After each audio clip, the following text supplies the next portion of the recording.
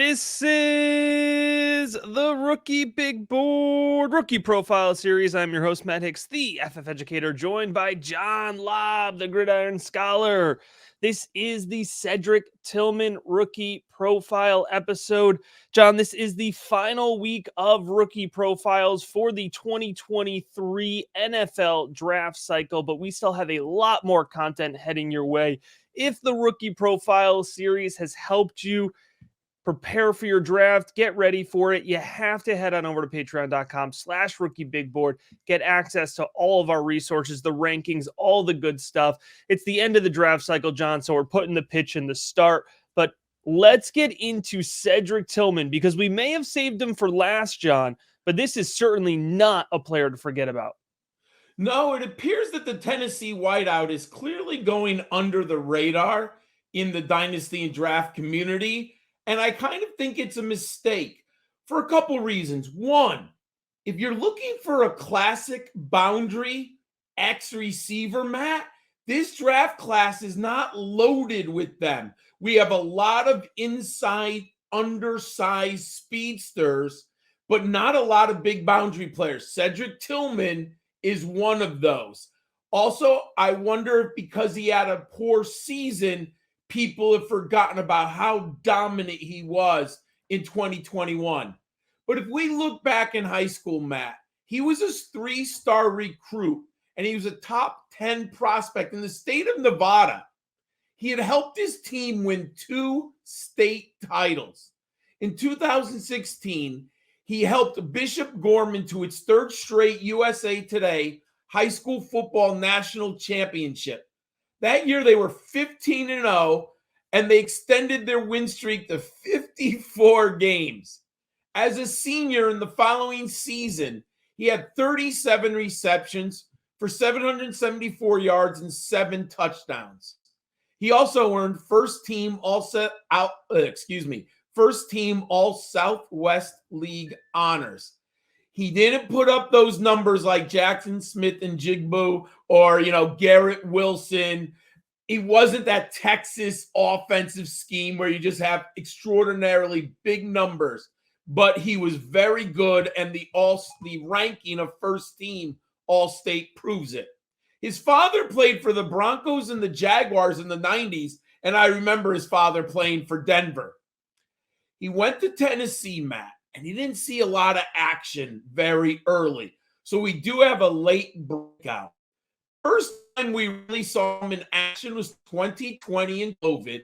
He made 2 starts that year, Matt. He only played in 10 games, and all he did as a redshirt that season was put up 3 receptions for 67 yards and a touchdown. So entering the 2021 season, he was not on Devy radars. He wasn't a highly ranked CFF player, anything like that. But then he exploded in 2021, and watch some of the tape. He was named 2nd team All-SEC by Phil Steele.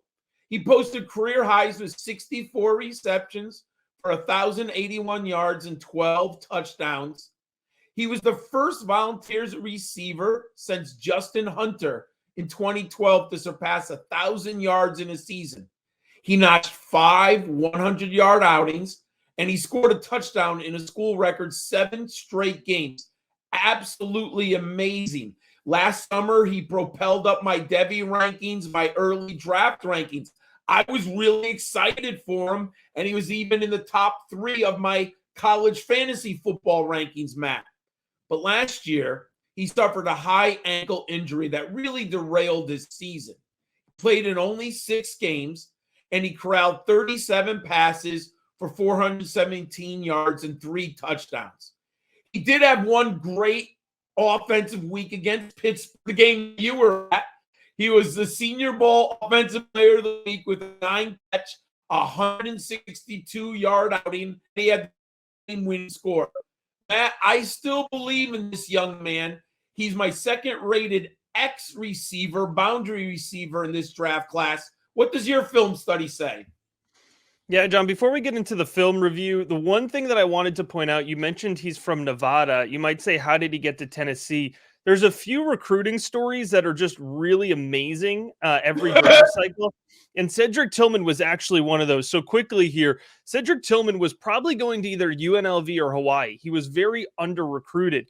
But Wow. actually, Clay Helton, who was at USC, saw Tillman play while he was scouting other players, really wanted him, but didn't have a spot. So he had actually given the heads up to his brother, Tyson Helton, who was the main recruiting coach on Cedric Tillman. Hey, you guys have to check out this guy. Tennessee watched him, liked him, but didn't have a scholarship. On National Signing Day, they lost a player out of their class, gave Tillman the offer, and Tillman accepted, pretty much on the spot. And so not only is that a good story, but it gives you a little bit of context too as to why it might have taken him a little bit longer to earn his spot on the roster. He was literally a late addition to the class. So if you think about the fact he went from being the last guy offered a scholarship on National Signing Day to becoming the leader of their offense by his senior year. It's really incredible here. But to get into his tape, very much a boundary threat. And you mentioned it earlier, John. This is not a draft that is filled with boundary threats. And that is a really, that's a type of profile that can really work out for fantasy football.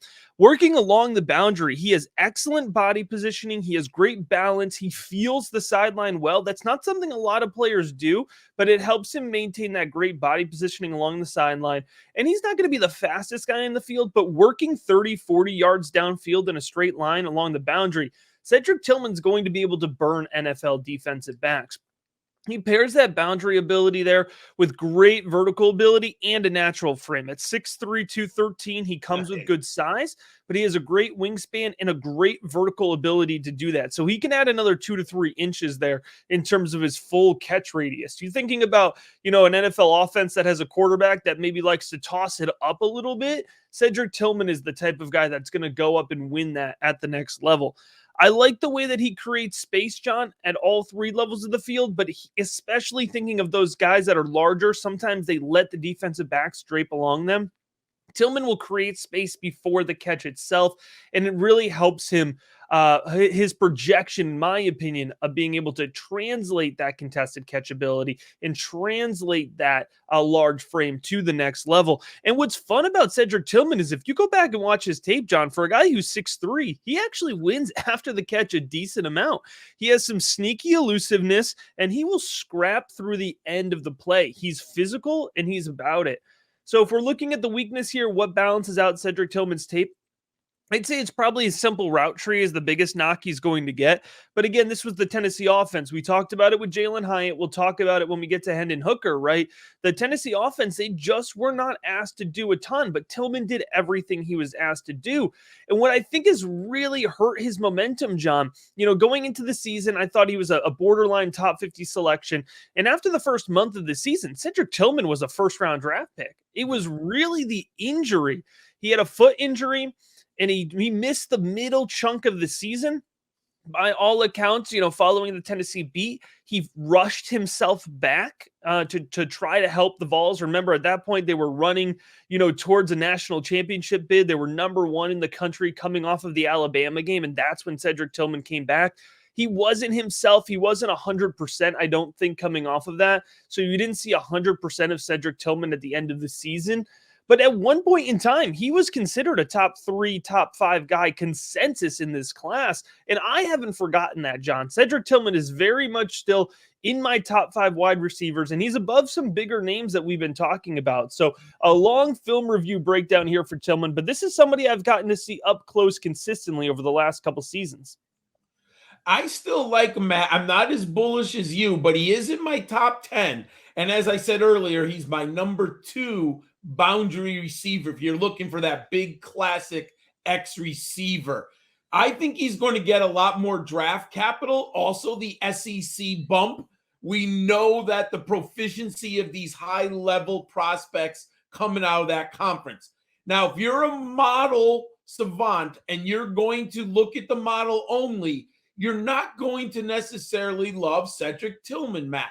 There are some really nice numbers here, and there are some that are a little bit of a red flag. So size is obviously 6'3", 213. And Matt, he plays bigger than he actually is, like you said, with his ability to jump vertically and that large catch radius. So I really like his physical frame and his size. Career receptions 109, but I think your story about recruitment, which I did not know, even provides more context, because as a young man, the coaching staffs are not as likely to give him opportunities in practice to get elevated up the depth chart, right? They're going to give it to the 4 and 5-star prospects. So that's a great contextual story of why he took so long to break out. I do love this number, 71% catch percentage, Matt. He has really good hands. He contorts his body. He can stretch his body. When you look at the 2021 film, there are some amazing catches that he makes. So I love that. Aerial dominator, 32%. He's shown us, Matt, that he can handle a large target load. And what I've been saying all off season, those reception yards per team pass attempt, Matt, 2.88. These are very solid yards per reception, 14.9. I like him a lot, Matt. Not as much as you, but I think we're both on board. He's going to go higher than people think. But what should fantasy footballers know? Yeah, I currently have him projected day too late, John. That's my 51 to 102 range. I think he's going to be right in the back end of the 40s. He could go as high as there. There's a big wide receiver need as you turn into the second round, based on where teams are right now. Or he might go in the 60s. I don't see him going much further than that, but 51 to 102 is all the same draft capital for me. It's good draft capital. In terms of his fantasy football ADP projection, I think 205 to 208. And I think that is probably going to be solidified by that draft capital. Earlier on, when I was talking about him being a top guy, I think he was more in the conversation of back end of first round, early second round. But again, just kind of as other players have gotten hyped up, I think his stock has cooled. But that doesn't mean we should pivot off of him, John. That's value right there, right? His rookie big board tier for me is weekly starter. I think he's going to end up being in that wide receiver 2, wide receiver 3 range. I think his ability to win downfield, get those touchdowns, and you mentioned catch percentage, so he can maintain a decent volume load. That's a really nice combination. If he's going 205 to 208 in a Superflex league, it's going to be high exposure for me. He's going to end up, really being one of my guys. I could see kind of getting that Jahan Dotson type value on him, where I took Jahan Dotson in literally 100% of rookie drafts last year. Cedric Tillman for me could fall in a similar range. In terms of draft capital, the guy that in terms of fantasy football value right now, the comp that I'm putting is Mike Evans on him, with Mike Evans kind of, falling down a little bit in value, Cedric Tillman coming into the league. I think that's a really nice kind of starting point for where his fantasy football value is, and maybe represents a little bit of that upside that he could carry moving forward, John. There's nothing but upside being a rookie big board patron. I already gave the pitch, but again, head on over to patreon.com/rookiebigboard. It's 365 coverage. We're already prepping for next draft cycle, John. Just $3 a month. And as always, we appreciate you checking out this episode of the Rookie Big Board.